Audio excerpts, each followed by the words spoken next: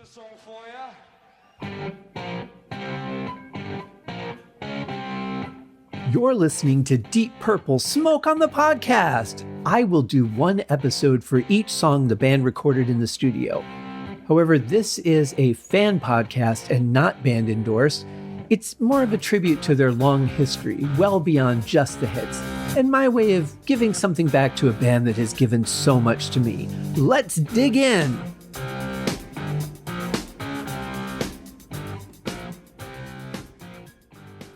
Hello and welcome to another episode of Deep Purple Smoke on the Podcast. I am your host, Scott Haskin.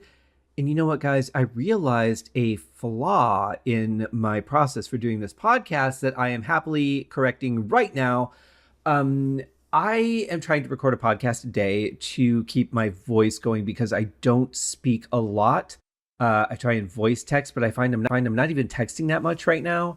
So I need to keep my vocal cords going, and I thought this would be a great way to do it. So I'm alternating between this and the Haskin Cast podcast, and mainly for health reasons, because when you don't use your voice, it causes problems when you go to use it, as I have learned, and realize some ailments that occur when you're forced to use your voice a lot and you don't normally. I mean, your vocal cords are muscles. You can overuse your muscles, any of them really. If you start working out, all of a sudden you'll realize that you need to kind of build up and start with a smaller workout and, build it up over time.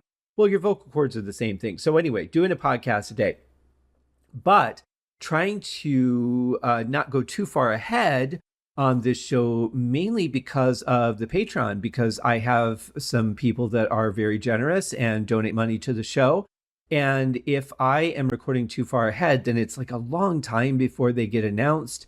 And that really would kind of suck. Like if I'm giving my money to somebody to not be thanked for that for a long period of time would be kind of weird. So I realized all I have to do to circumvent that is just start recording the non-Monday episodes, since Monday is typically the day that I reach out and thank you guys. Why don't I just record the Tuesday, Thursday, and Friday episodes that I don't have guests lined up for? And then the Monday episodes I'll record like a week before, or maybe a week and a half before. And that would be much closer. And that would be, far more considerate of the people that care enough to throw some money to the show and to help me out for my time and everything producing this, because I don't make any money on the show other than that. Fortunately, I don't really have any overhead other than my time, because I already own all these albums and I already own all the songs and the bonus tracks and all that. I've spent a good chunk of my life collecting Deep Purple material.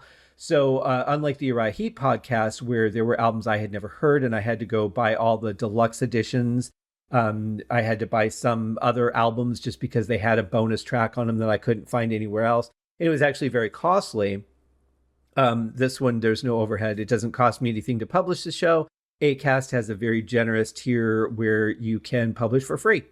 And that's great. I really dig that. So anyway, the only income I have coming in from the show is simply from the patrons who appreciate what I'm doing and get some value out of it and choose to kind of reward me for that effort. So thank you guys very much. But I also appreciate everyone who just listens to the show, who shares it, who comments, all that stuff.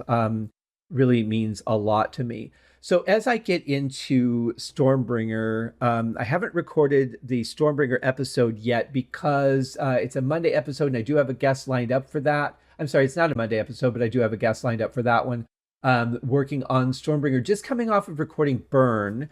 Actually just recorded the Burn episode yesterday with Nate and had a great time discussing that.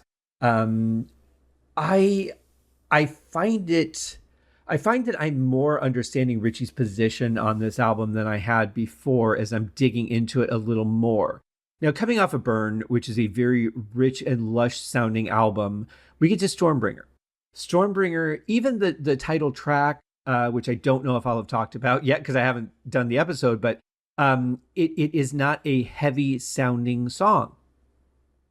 And when you think about Rainbow, like Man on the Silver Mountain is not a very heavy sounding song. That whole album kind of has a mellow overtone to it, much like I talked about on the Machine Head episode. And I find that it's not a very heavy album. So for Richie to say, this music is too bluesy. He didn't like the sound, and to then say, I'm going to go off and do my own thing, and then come out with an album that, while a little, bigger sounding than Stormbringer, still had a very mellow overtone. Man on the Silver Mountain is really the live version on the On Stage album that brings it to life for me. And I think I had On Stage before I got a copy of Ritchie Blackmore's Rainbow. So to me, when I heard Man on the Silver Mountain, like the live version, that energy, that tempo and heaviness and everything was the song. And then when I heard the album version, it was like, wow, this is so different from what I'm used to. That song really came alive on stage. So I kind of find this interesting because we get this huge sound on Burn. Production amazing, wall-to-wall sound. It's just a huge sounding album. Then we get to Stormbringer. It's very dry. There was definitely more reverb on the production side of Burn. And we hear it in some really particular spots, like when they have just the vocals cut through in the song Burn. Nate and I talked about that. And then you get to Stormbringer, and it's very bluesy. The guitars are not heavy; they're very subdued. Even the song Stormbringer, like it just has a thin sound to it. It doesn't have a lot of keyboard layers. It doesn't have these layers of synth in the background as a third or fourth level to the keyboards. And so you don't get your huge driving Hammond sound. I mean, it's in there, but overall, there's just more space in the production. It doesn't have that wall-to-wall sound feel to it. Then you get into songs like Love Don't Mean a Thing, which are bluesier songs. I mean, we'll get into how the guitar sounds, but this just would never have appeared on Burn. So you're coming from, we're a hard rock band. That's how they build themselves, as hard rock. And you're getting into, Burn, and then you get to Stormbringer. Stormbringer is kind of a heavy song, but not on the production side of things. And then you start doing songs like Love Don't Mean a Thing. And this is not the hard rock band that we've come to expect. Now, Ian Paice summed it up pretty well in an interview where he was talking about, when we did Burn, they were really, kind of energized that all the tension was gone as far as the riffs between Ian Gillan and Ritchie Blackmore. So they've got this renewed energy, got two new guys in the band, fresh blood, got two great singers. They can do harmonies, got a great bass player. Although, I mean, I don't know how you replace Roger Glover. I think you just get a different bass player that's very talented, because Roger was a very creative bass player. Still is. I mean, I'm just blown away by the ideas he has. Him and Paul McCartney, and I would have to say Glenn Hughes too. But Roger and Paul McCartney, like, their bass lines are just incredible. But anyway, so David and Glenn are new in the band. They're certainly probably feeling the new guy side. They're willing to maybe give ideas or ask questions, but there's not a level of this is our band yet. You get to Stormbringer. You've done a world tour, probably 2 or 3 tours in America like they usually do.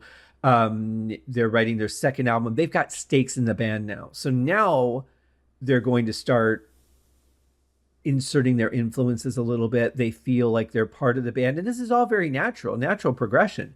But this is why there needs to be some sort of, I don't want to say standard, because the songs on Stormbringer are not bad songs, but if you're going to be a hard rock band, you have to have a majority of hard rock songs on your album to continue to say you're a hard rock band. And I don't know that we really get that with Stormbringer. That's really going to be a matter of opinion. But when we get to our second track, and we're already doing Love Don't Mean a Thing, which is very bluesy, very thin guitar sound. Again, the studio production is just so dry on this album. And we'll revisit this scenario again in Deep Purple's history, coming off of a huge sounding album, going to a thin, dry studio recording sounding album. And remember, starting on Fireball, they're recording drums in the hallway. Machine Head, they're recording in a hotel. They're getting away from that padded studio sound. And here, they're walking right back into it. I mean, this sounds so studio produced. And I think that's one thing that is kind of a turnoff for people on this album. So let's get into the song, see what you guys feel about it. The show is all about how the music makes us feel. But I do think that there is, albums back then had character. The sound of the album was part of the character. Now, to me, to my ears, even as an audio engineer, you get one band, the productions sound pretty much the same. They're recording in the same studios, which is fine, but they're using probably all, if not mostly, the same gear. Or I should say mostly, if not all, the same gear. I mean, they might get a new toy here or there, but production-wise, it's going to sound pretty much the same.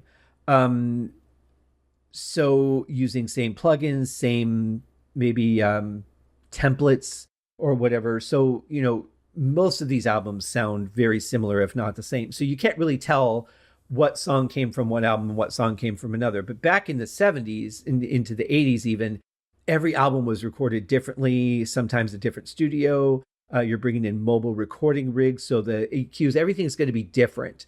And the sound was a big part of the album's character. And I think part of what people don't like about Stormbringer, whether they realize it or not, is that dry production, especially coming off of something incredibly powerful. So imagine that you have a really bad headache and you take like an extra strength Tylenol. And the next day or, a week later, you have another headache, but you're out of extra strength Tylenol and all you have is a baby aspirin. That's kind of the difference in the production here. Burn, huge sounding production. Stormbringer, baby aspirin. Dry, padded studio. I am not a fan of the production on this album. Song-wise, though, it's got some great stuff on it. Is this one of my favorites? We're going to find out as we get into it. Here it is, Love Don't Mean a Thing by Deep Purple.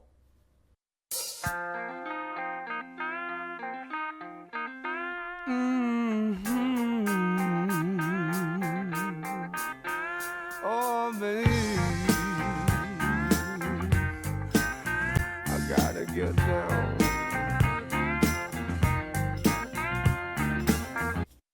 I really like the double track guitars. I like what Richie's playing here. It's pretty cool, especially the way the two tracks work off of each other.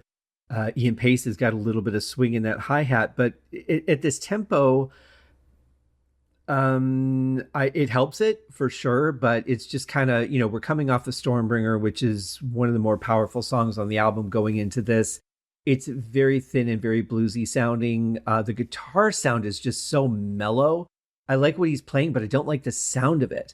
And then we're already getting Come On Baby, not something that, I'm not a big fan of that. Although this isn't a I Want to Get Laid song, which is great, but already it just feels like a big departure from what I've come to expect from the band. And, it's fine what's being played, but the sound of it is just too thin and really mellow for me.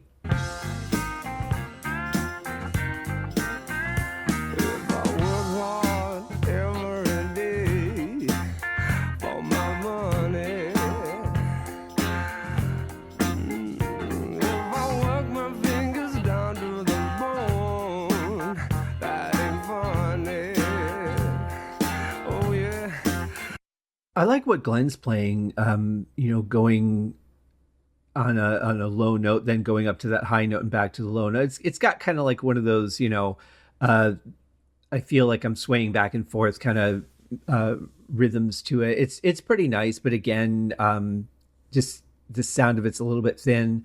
I like what John's playing, but the organ sound is a little bit weird too. It's doesn't have that, big Hammond sound, which would probably be overshadowing the song if he used it. But what he's playing, it just seems a little, what would be the carnival organ maybe? It's not, it doesn't have the sound, but it almost feels more like a calliope to me than it does a Hammond. And even though it doesn't sound like a calliope, there's just something about it that is a little off-putting for me. It's very bluesy. I'm not a big guy on blues. We talked about this with both Lazy and The Place in Line. So yeah, I like what they're playing to an extent, but coming off the Stormbringer, and interestingly, on the Purple Records 45, which I have a pretty good copy of, this is the B-side to Stormbringer. Now if I see something I can buy, I put $1 down. I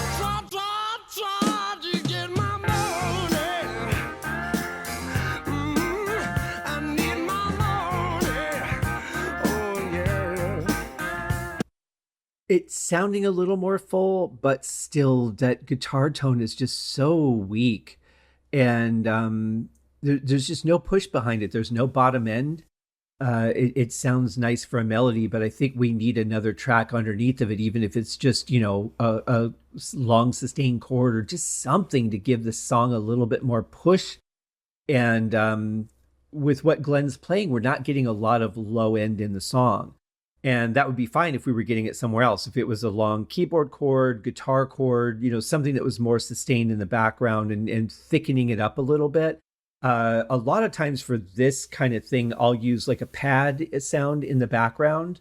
And I mean, it's easy for me now because I've got like a million pads in my arsenal, and that's probably not much of an exaggeration. Thank you, $5 VST sales. But yeah, the production just sounds a little bit thin. I like what David sounds like in this. I think it's kind of weird. Like I put $1 down. I try to get my money. Like I'm not really digging the lyrics, but the sound of his voice against this music is really good. But yeah, it's a song.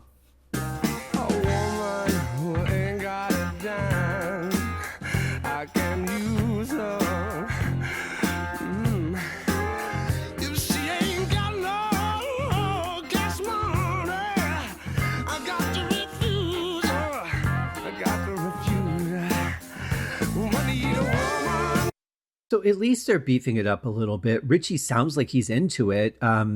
It's not his playing that I really am disappointed in. It's just the sound of the guitar.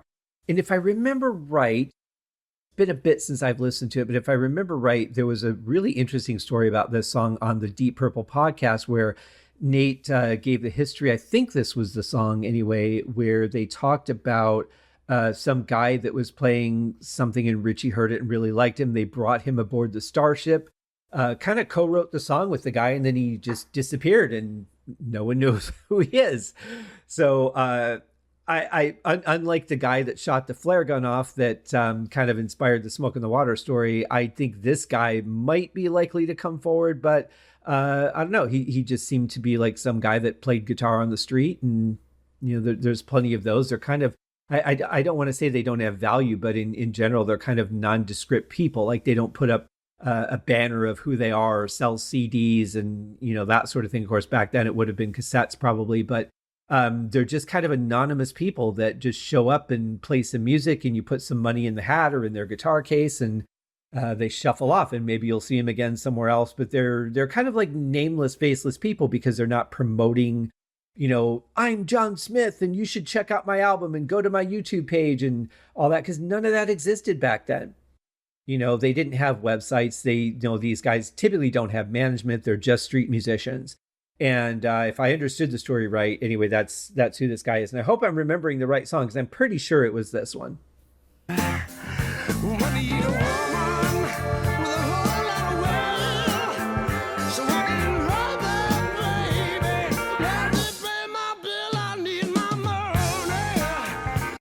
So the story is basically about a person who, he only wants to be with a woman if she's got money to help him pay the bill. And, he's just completely obsessed with money. If the song included a reason for that, he had really bad experiences in relationships, whether it be romantic or friends or family or business or whatever. And there's a reason he realizes the only thing he can depend on and the only thing that's come to matter to him is money. I could probably get behind the lyrics, but it's just basically, I just want money. I'm not interested in you if you can't get me more money or help me diminish how much money I lose. Like I take you out to dinner, but you pay half the bill, or you pay the bill so that I can keep my money. There's no reason for it. Like, what's the motivation? Why does he feel this way? And a lot of people on the surface probably wouldn't care. There's a million songs that don't need a backstory. But I guess I just find this annoying because he's so obsessed. Everything is, screw you if you can't get me more money. But why is he like, what's the reason? Then I could get behind it and go, you know what? I get it. I get why you're so obsessed. I get why you don't care about anything else. I'm with you, buddy. But I just can't get behind this because there's just no reason for it. And I have to say, part of this is why I'm not a lyrics guy, because so many lyrics just don't make sense, or they're not a complete story, or they don't really give you enough to care about the story. And, I love the vocals as an instrument. You put David Coverdale on anything and I'll listen to it. I don't care what it is. I'll give it a chance, even though I kind of lost track with Whitesnake after the Slip of the Tongue album. But that was more because of the guitar style than anything else. But in general, yeah, love the Mighty DC, right? Put him on anything. I'll check it out. But there has to be something more than this, for me anyway.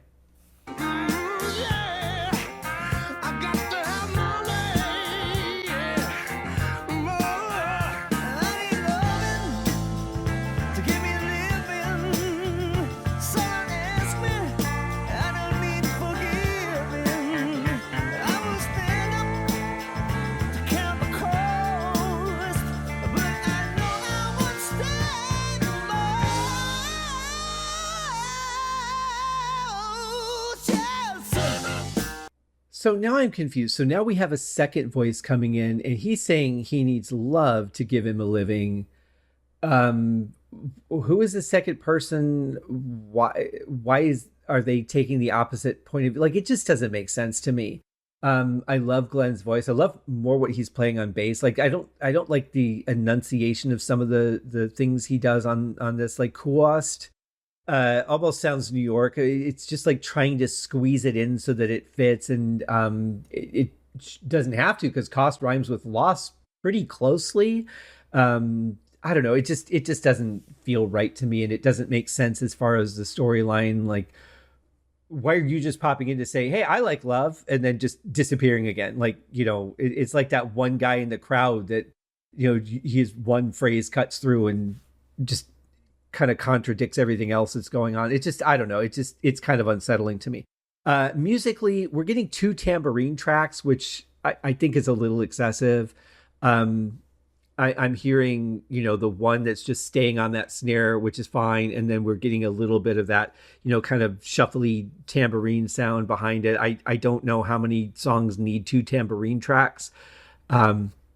As thin as this sounds, and it could use something to thicken it up, it really needs it more on the low end than the frequencies of a tambourine, because we're getting the 2 guitar tracks from Richie. We're getting these, mid to high range sounds from John. Glenn is kind of covering a little bit of both sides, but we don't just have enough bottom end pushing the song. So tambourines are not helping that, because you're just adding more to those higher frequencies. Tempo wise, though, I mean, like, as far as moving the song along, it's fine, but I think Ian Pace could have covered that on hi-hat just fine. This is just not really making me happy. And also, to be honest, on a song like this, it kind of does feel like Glenn saying, "Wait, you haven't heard from me yet. I have to be on this. Let me write a bridge." It doesn't fit the song for me. And I like what he does at the end, that kind of wail, because that angst fits the song very, very well. The lines he's singing, I don't think do, but that part, that grittiness, that kind of just had it, I need money feel, that really does work well for the song.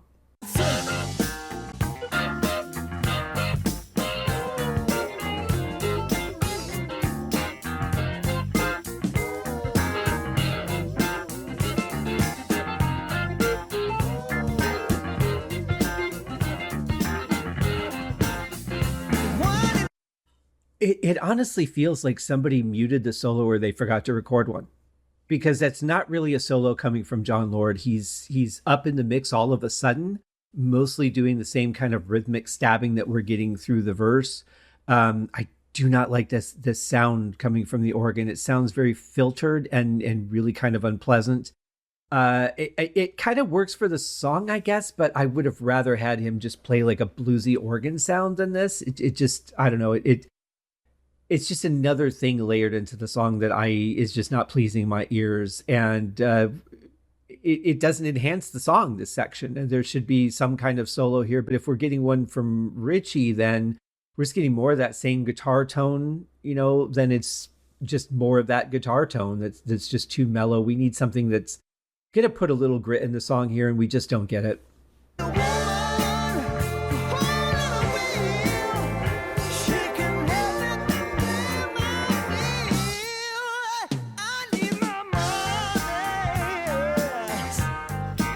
Okay, now I'm really confused because when Glenn came in on the last one, he's like, I need lovin' to give me a livin'. And now he's singing that I need a woman with a whole lot of will. She can help me pay my bill. Now he's back on the money thing that David's on, but he was the one that needed love before. Like, this just doesn't make any sense. I want my money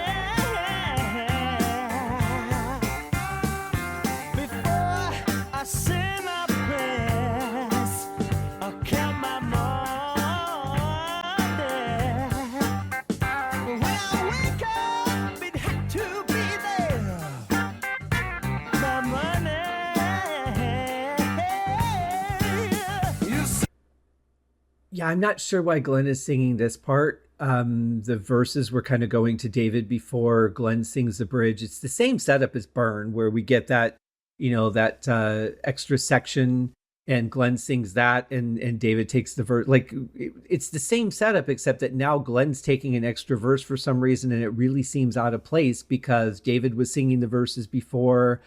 I I don't know, when it comes down to it, there's a lot of people that are involved in writing the song. You've got the band, you've got the, if it's the song I'm thinking of that Deep Purple podcast was talking about, you've got this extra, artist that they brought into the Starship and they're writing the song together. But you also have a producer who should be coming in and going, guys, this works, this doesn't, let's change this, let's do that. I don't know what the dynamic was with Martin Birch in the studio. I know he's the producer on the album. I know he produced a lot of great albums, but what direction is he giving the band? See, this is the nice thing about nowadays, because with all the new albums, we've gotten documentaries, we've gotten conversations with Bob Ezrin, we've gotten interviews with the band about how they work with Bob Ezrin. And we understand he's like, if they're having an argument between, should it be in G or B flat? And he'll be the one to come in and go, you know what, I like the G, but we're doing it in B flat. And that's it. That's the decision. It's done. So I don't know what their working process was with Martin Birch. Was he more of just like, well, I'll be the producer because the record company needs a producer with a big name on it, or I'll be the producer, but you guys are really going to write the music and I'm just going to produce the production? Or, I don't know what his involvement was. So I can't say whether I should be disappointed that he didn't step in and look at the song and go, guys, this doesn't make any sense. Or, we just did the same setup on the last track or on the last album. I don't know. I mean, it's just, this whole thing is just, it's just not a good song for me. I mean, maybe you guys like it and I hope you do. I don't want to discourage anybody from liking something just because I don't enjoy it. But this to me is just it's a poorly written track, and the production of it is pretty bad too.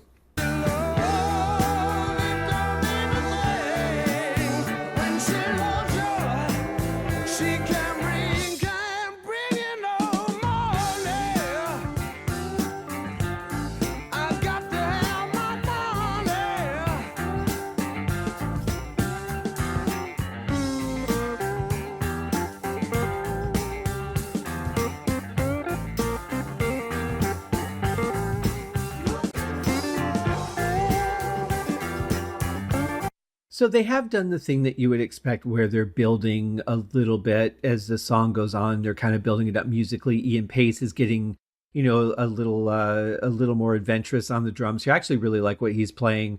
We're getting a bit of a guitar solo from Richie, but it's that same mellow tone that just has really little emotion in it. Like this kind of tone works on a song like Soldier of Fortune, which obviously we'll get to, but for this song, if it would have used a heavier guitar sound, I think would have been better. And these backing vocals are just, I don't know. I don't know what they're trying to go for here, but for me, it's just not very pleasing. And it could be that I'm just so turned off to the song at this point that there's not much they could do to bring it back and make me happy. But these kind of angelic vocals, background sounds, just, I don't really think it fits with the song.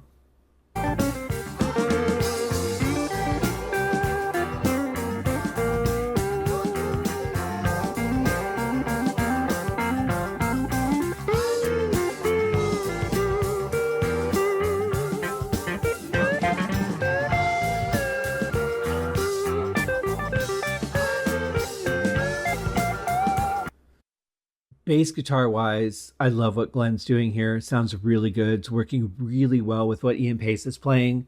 Guitar sound, again, just like this solo would be so much better if it had a better sound to it. Um, but the backing vocals are making no sense. Now they're back to looking for loving. Do you want love or not? Because you're saying through the entire song, except for one small section, that it doesn't mean anything. That's the title of the song. Now you're looking for loving, but you're saying that that does you no good. So which is it? Pick a lane.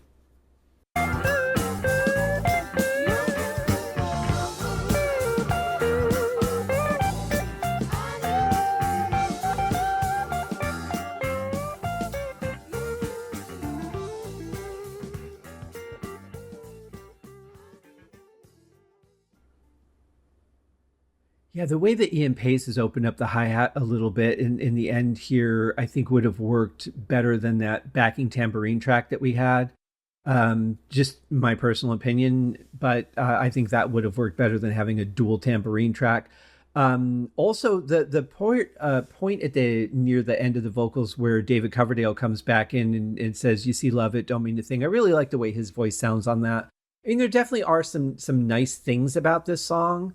Um, I think half of what I don't like is the production, and half of what I don't like are the lyrics slash point of the song, because it's very contradictory and doesn't make a lot of sense to me. But like I said, there's gonna be songs that, when the band has this big of a catalog, even if a band puts out one album, there might be songs that you don't like, and that's fine. They're not going to be able to please you with every single thing they do. Some people might absolutely love everything about this song. For me, this is one I like the least out of the whole catalog. And I remember, when I was writing the spreadsheet and I was listing all the songs and, the production schedule and all that, I remember thinking, I wonder if I'm going to find anything redeeming in this song, because I just don't care that much for it. It's one that I always skip and just never really have a desire to hear. There are some good things. I like the bass guitar in the song is great. I think David sounds great. I like what Richie's playing. I like the dual guitar tracks and all that. I mean, there's definitely some good stuff. John Lord's organ sound, hate. Richie's sound on this, I hate. Glenn's bridge parts, hate. They're contradictory. The backing vocals at the end, I hate. But drums are good. Bass is good. I mean, there's some good stuff. It's not like it's completely a horrible song to me, but overall, do those things make me want to hear the song again as opposed to anything else I could listen to? No, not for me. This is not my least favorite Deep Purple song. We will get to that one. And I'm going to do my best to go into that with an open mind as I did this. At least I found some good things in here that I like. I'm pretty proud of that. That's cool. But yeah, just overall, not doing it for me. And maybe you guys love it. I hope that you do. Like I said, I don't want to disparage anybody from liking something just because I don't. I feel what I feel when I hear a song, and that's what the show's about. It's not about, the history of the band unless it applies. And obviously that does have a relevance here because of the changes in the band, the thing that kind of just pushed Richie over the edge. I think if they had done another hard rock album like Burn, I think he probably would have felt differently, but then maybe we don't get Rainbow. And so, who knows? The album came out the way it came out. What happened. And that's our history. Somewhere there's an alternative timeline where Deep Purple never stopped and Richie never left the band. I would like to visit that timeline and just see what happened, but that's not the one I live in. So there's that. Anyway, that is our show for today, guys. Yeah, I hope you like the song. I hope you find some more things in it that are good than I do. Maybe you're not as bothered by the lyrics as I am, or maybe the production doesn't feel offensive to your ears like it does for me. But I just think there was potential here. Musically, I think there's a lot of good stuff to work with, but just the sound of it, not for me. So anyway, you guys have yourselves a fantastic day. Let's see, what day would it be in the world today? Oh, it's Friday. So you guys have a great weekend.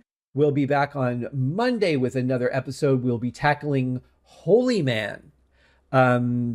This is an interesting one, and I actually have a bit of a really embarrassing personal story to go along with it that there is evidence of that.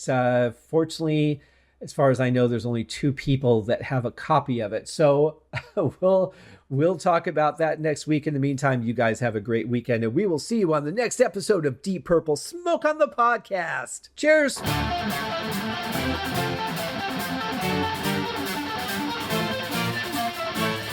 Thanks for listening to Deep Purple Smoke on the Podcast, a tour of the entire Deep Purple studio recordings. Please remember to give the show a rating on Apple Podcasts or wherever you're listening. Leave a comment and tell your friends. I also have a Patreon set up if you'd like to support the show. You can also write to me at smokeonthepodcast@gmail.com. I hope you enjoyed the episode, and thanks for listening.